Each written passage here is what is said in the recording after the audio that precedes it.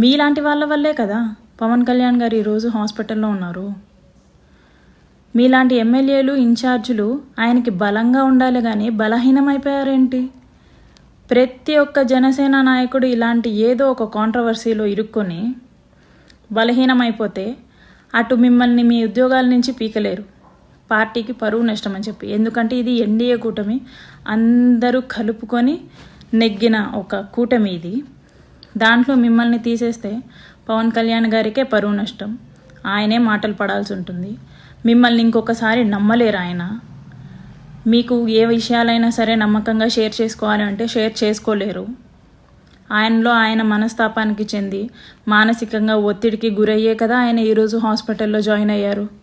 పవన్ కళ్యాణ్ గారికి అండగా ఉండాల్సిన ఎమ్మెల్యేలు, ఇన్ఛార్జీలు, ప్రజాప్రతినిధులు, ఎవరైనా సరే కార్యకర్తలు కానీ ఎవరైనా సరే ఆయనకి బ్యాక్ స్టాబ్ వేస్తే ఆయన మానసికంగా ఎవరికి చెప్పుకోలేక హాస్పిటల్లో జాయిన్ అయ్యారు.